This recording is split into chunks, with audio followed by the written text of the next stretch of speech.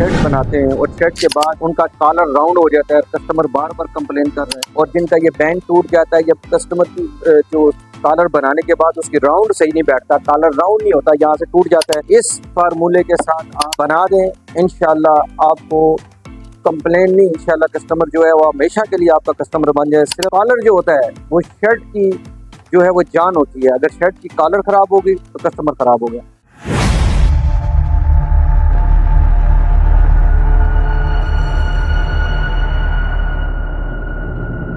जी बिस्मिल्लाहिर्रहमानिर्रहीम, क्या हाल है? ठीक है दोस्तों, एक तो हमने बड़ी मेहनत से एक वीडियो बनाई जब मैं ये बैंड काट रहा था, ये पैटर्न काट रहा था। एक दोस्त है इंडिया से, उन्होंने मुझे स्पेशल फ़ोन किया था काफ़ी दिन पहले। हमारे यहाँ नेट का प्रॉब्लम चल रहा है जिसकी वजह से तो आगे पीछे हो जाता है, तो बनाते हुए वीडियो थोड़ा प्रॉब्लम बन गया जिसकी वजह से वो तो नहीं बना सका, लेकिन फिर भी मैं भाई को समझाने के लिए ये एक वीडियो बना रहा हूँ। एक है जी, ये देखिए शर्ट कॉलर, ये है, इसके ऊपर मैंने लिखा हुआ है शर्ट कॉलर, ठीक है, फ्रेंच कॉलर है। एक है शलवार कमीज़ का कॉलर। पहले तो आप कटिंग को समझ लें।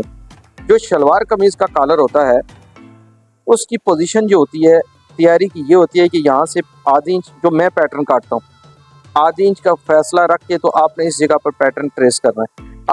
अब लाजमी बात है, ये भी फ्रेंच कॉलर है।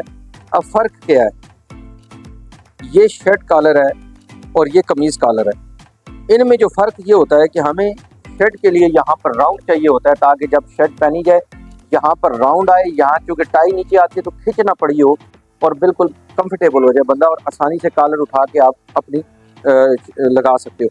अच्छा, अब इन दोनों में जो फ़र्क होता है वो ये होता है कि आप इसको गौर से देखेंगे तो इस बैन में और इसकी चौड़ाई में भी आपको फ़र्क नज़र आ रहा है, इसकी शेप में भी फ़र्क आ रहा है। ये जो शर्ट का कॉलर है इसमें आपको हल्की सी यहाँ शेप नज़र आ रही है, ये होती है शर्ट की, और ये होती है कमीज़ की। कमीज़ की होती है बिल्कुल स्ट्रेट, इसमें आपको ज़्यादा शेप नहीं देनी पड़ती। ये चौड़ाई जो है यहाँ से इसकी निस्बत 2 सूतर ज़्यादा है, क्योंकि शर्ट के कॉलर में यहाँ पर अगर आप इस जगह पर ज़्यादा गैप आ जाए तो फिर शर्ट की यहाँ पर रिंकल आना शुरू हो जाते, बैठती नहीं है। अब इसमें फ़र्क ये होता है, ये चेक करें, आप गौर से देखेंगे, ये मैंने बैन रखा और यहाँ पर आपको बैन की चौड़ाई ज़्यादा नज़र आ रही है, ठीक है। इसी तरीके से ये पैटर्न है, और ये जब पैटर्न में इस पैटर्न के ऊपर रखूँगा तो आपको महसूस होगा कि ये नज़र आ गया आपको, ये शर्ट का कॉलर है और ये कमीज़ का फ्रेंच कॉलर है, ठीक है। ये जब कॉलर बैठेगा तो इसकी शेप जो है ये खुद ब खुद फ्रेंच कॉलर की बैक साइड पर आएगी, और वो जो कॉलर है उसकी स्ट्रेट पीछे की तरफ जाएगी। ये होती है टाई कॉलर और वो होता है शर्ट, तो कमीज़ का शर्ट कॉलर, ठीक हो गया जी। अच्छा जी, अब आ जाते हैं जी, हम इसको ट्रेस करने लगे हैं। बिस्मिल्लाहिर्रहमानिर्रहीम। यहाँ से जब भी आपने ट्रेस करना है तो ये वाली चीज़ जगह यहाँ से ये सीधी होनी चाहिए। इस शेप को आप देख लें कि यहाँ से आपने बिल्कुल ये वाली राठे यहाँ से लेके यहाँ तक सीधा करना है तो खुद ब खुद बैन सीधा हो जाएगा, ठीक है जी। ये आपका आ गया जी बैन, यहाँ पर आपने निशान लगा देना है, और इसी तरीके से 19.25 हमारा गला है और 19.25 आपने यहाँ निशान लगा देना है, और उसी तरीके से ये जो टुक्का है ये अपने 19.25 पे रखना है और यहाँ से ये सीधा रखना है ताकि ये वाली जगह पे बिल्कुल सीधी चाहिए, ठीक है जी। और ये आपका आ गया जी बैन, इसी तरीके से, ठीक है जी। अब आगे जी ऊपर वाला जो हमने कॉलर काटना है, इस कॉलर को, ये फ्रेंच कॉलर है, शर्ट का कॉलर है। आप इसको ज़रा गौर से देखेंगे तो आपको इसमें हल्की सी शेप नज़र आ रही है ये शेप जो है ये होती है फ्रेंच में, ठीक है जी। अब उसी तरीके से आधा सूत्र इसको आगे कर देना है और यहाँ से आधा इंच का ऊपर गैप आपने देना है। ये मैं कॉलर का छोटा पल्ला काट रहा हूँ, बड़ा पल्ला जो होगा वो मैं आपको दोबारा काट के दिखाऊंगा। इसी तरीके से इधर भी जब आपने रखना है तो इस निशान से आधा सूतर ये आगे हो, ये वो नम है जो हमने कॉलर में लगानी है, और ये फ्रेंच कॉलर में बड़ी ज़रूरी होती है ये नम, इसी के ऊपर कॉलर की क्वालिटी और फिनिशिंग आती है जी। अब जो हमने ये बैन नीचे ट्रेस किया है, यही बैन आपने ऊपर दोबारा ट्रेस करना है। ये मैं आप लोगों को एक ऐसी बात बता रहा हूँ जिसकी वजह से आपकी कॉलर की क्वालिटी बहुत बेस्ट हो जाएगी, क्योंकि हम एक इसी बैन में एक छोटी सी पिक्चर लगा लेते हैं, लेकिन उससे क्या होता है, ये मेरे कॉलर की ये नोक देख रहे हैं, ये टूटना शुरू हो जाता है। हम भी पिक्चर लगाते हैं क्योंकि ये खर्चे में ज़्यादा पड़ता है और पूरा एक कॉलर का पीस ज़ाया होता है, लेकिन जब आप शर्ट बनाते हैं क्योंकि उसकी फिनिशिंग की कॉलर है तो आपने 2 बैन पूरे लगाने हैं एक बैन नहीं लगाना। इसकी आपने इसी तरह एक कोने से कोने तक चेक कर लेना है ये हमारा कट आ गया, ये कौन कट 19.25 हमारा ये बैन है, इसको भी उतना ही हमने रखना है। ये आ गया जी 19.25 और ये हमारा आ गया 19.25। ये हमारे दो बैन आ गए। अभी कॉलर का जो ऊपर वाला पल्ला है वो हमने काटना है, ठीक है जी। अब ये इसी तरीके से ये हमारा आ गया जी ऊपर वाला पल्ला, ठीक है। चूंकि हमने एक पैर दबाव भी लेना है तो ये यहाँ पर ट्रेस होगा, ठीक हो गया जी। ये हमारा तैयारी का है, लेकिन हमने बड़ा पल्ला काटना है तो जब हम निशान लगा लेंगे ये 19.25 और सूतर ये हमने ज़्यादा रखना है उससे, जिस तरह मैंने दूसरे का बताया था। ये हमने ट्रेस कर लेना है। ये आपको मैंने बताया भी है कि हमने एक सूतर नीचे वाले बैंड से ज़्यादा रखना है। एक दफ़ा फिर आप समझ लें कि ये जो निशान, ये जो बैंड का इस कोने से इस कोने तक निशान है, जब ऊपर वाला बैंड आपने सेट करना है तो एक सूतर का फ़र्क रखना है, ठीक है। अब ये ऊपर वाला हमारा पल्ला है, बड़ा पल्ला, ये बड़ा पल्ला है, ठीक है। इसको जब हम ट्रेस अभी जब काटेंगे तो ये हमने यहाँ पैर पैर काटना है, ये हमारा पैर पैर आ जाएगा, ठीक हो गया जी। अब मैं आपको इसको काट के भी आपको समझा देता हूँ।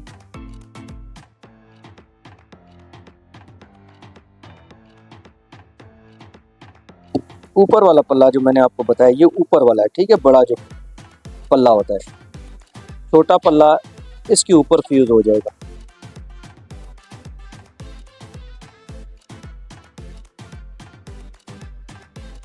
जो भी आप इम्पोर्टेड शेड देखते हैं उसमें जो कॉलर की क्वालिटी है वो ये होती है, ठीक है जी।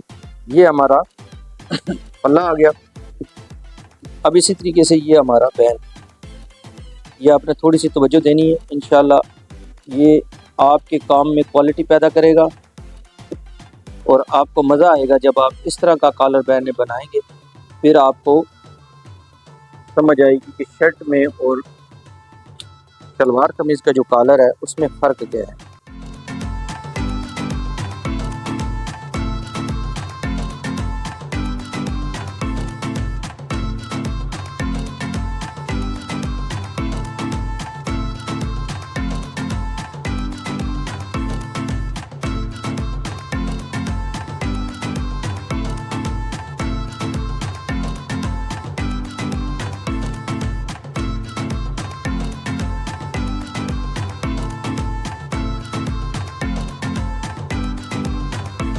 अब मैं आपको समझाता हूँ।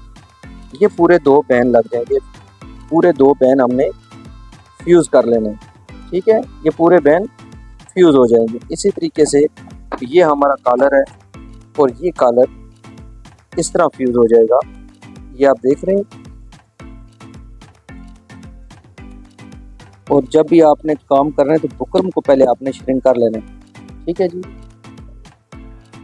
बुकरम कोई भी क्वालिटी की हो, आपने इस पे रिस्क नहीं लेना। अक्सर ये होता है ये बुकरमें हमारी जो है वो अच्छी श्रिंक नहीं होती और फिर प्रॉब्लम पैदा हो जाता है।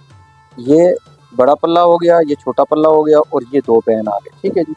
अब मैं इंशाल्लाह इसकी फ्यूजिंग करता हूँ, फिर मैं आपको समझाता हूँ कि जब भी आपने कॉलर फ्यूज़ करना है तो उसको सबसे पहले बेशक कपड़ा श्रिंक हुआ उसके बावजूद भी आपने इस कपड़े को लाजमी एक दफ़ा प्रेस कर लेना है, उसके बाद आपने कॉलर फ्यूज़ करना है। अब यहाँ पर आपको एक चीज़ समझ आएगी, आप यहाँ कॉलर देखेंगे, कॉलर का जो बैन है उसमें यहाँ पर शेप बहुत ज़्यादा नहीं है। एक तो होता है ना बहुत ज़्यादा यहाँ पर शेप आ रही होती है जैसा रेडीमेड कॉलर होते हैं, ये मैंने तकरीबन स्ट्रेट रखा हुआ है, ठीक है। बैन का एक पल्ला पहले आपने तसल्ली के साथ फ्यूज़ करना है। अक्सर ये होता है कि लोग हमारे भाई जो हैं वो बुकरम ऊपर नीचे रख के उसको फ्यूज़ करके फिर वो काटते हैं। उस तरह ये होता है कि नीचे तक हीट नहीं जाती, फिर वो फ्यूजिंग नहीं होती। आपने एक पल्ला पहले फ्यूज़ कर लेना है, इसी तरीके से आपने दूसरे का भी बड़ा एक पल्ला फ्यूज़ कर लेना है। ये बड़ा पल्ला है, ठीक है। इसका जो हमने दबाव रखना है वो हमने रखना है कपड़े का, बैन का, बुकरम का नहीं रखना, ठीक है। अब इसी तरीके से ये हमारा फ्रेंच कॉलर दूसरा फ्यूज़ होने लगा। ये पहला फ्यूज़ करने के बाद ही आपने दूसरा पल्ला इसके साथ फ्यूज़ करना है, ठीक है। ये आपने तसल्ली के साथ नीचे वाला पल्ला फ्यूज़ होने के बाद ये फ्यूज़ हो गया, फिर आपने दूसरा पल्ला इसके ऊपर रखना है। अब उसी तरीके से पहले हमने ये बैन देखें, अब पूरा बैन जो है वो मैं इसके ऊपर फ्यूज़ कर रहा हूँ कि जिस तरह ये नीचे वाला बैन है, दूसरा बैन भी उसी तरीके से इसके ऊपर फ्यूज़ होगा। ये देख रहे हैं आप, ये तो अभी मैं कच्चा कर रहा हूँ, जो कि हमारे प्लांट है। ये कच्चा करने के बाद हम इसको प्लांट से निकालेंगे ताकि कॉलर की क्वालिटी मज़ीद बेहतर हो जाए।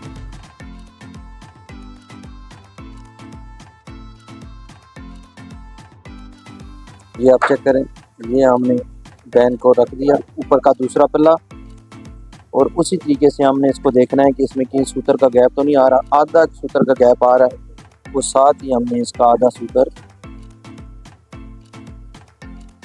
काट लेना।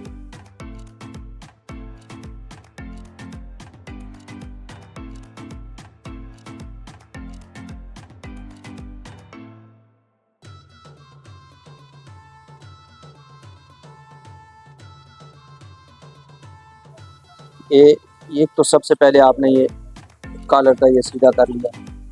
अब यहाँ से हमने जो बैन निकालना है, एक ही दफ़ा ये बैन का नीचे वाला पल्ला भी और ऊपर वाला पल्ला भी, ये दोनों साथ ही आपने ये निकालना।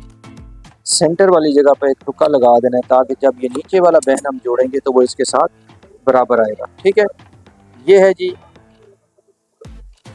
आपका कॉलर।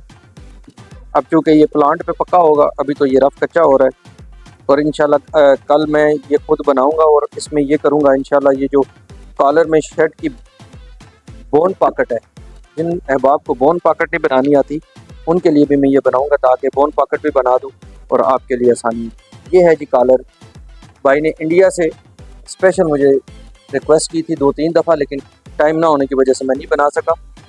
बस दुआओं में याद रखें और चैनल को ज़रूर देखते रहें। इंशाल्लाह आपके मतलब की भी कोई ना कोई चीज़ इस चैनल में आएगी जो आपके काम को निखारेगी। अस्सलाम वालेकुम। कर लेते जी, बिस्मिल्लाहिर्रहमानिर्रहीम। ऐसे अब आप शर्ट बनाते हैं और शर्ट के बाद उनका कॉलर राउंड हो जाता है, कस्टमर बार बार कंप्लेन कर रहा है, और जिनका ये बैंड टूट जाता है या कस्टमर की जो कॉलर बनाने के बाद उसकी राउंड सही नहीं बैठता, कॉलर राउंड नहीं होता, यहाँ से टूट जाता है। इस फार्मूले के साथ आप बना दें, इंशाल्लाह आपको कंप्लेन नहीं, इंशाल्लाह कस्टमर जो है वो हमेशा के लिए आपका कस्टमर बन जाए। सिर्फ कॉलर जो होता है वो शर्ट की जो है वो जान होती है। अगर शर्ट की कॉलर ख़राब होगी तो कस्टमर ख़राब हो गया। इंशाल्लाह इस फार्मूले के साथ कटिंग करें, और ये जिस अभी तो मैंने आपको कटिंग करना बताया, और इसका जो जिस फार्मूले से मैंने काटा है वो भी मैं अपलोड करूँगा, वो भी आप देखिएगा। इंशाल्लाह आपको भी मज़ा आएगा, कस्टमर भी कहेगा कि हाँ अब मुझे शर्ट पहनने में मज़ा आया। अस्सलाम वालेकुम वरहमतुल्लाह।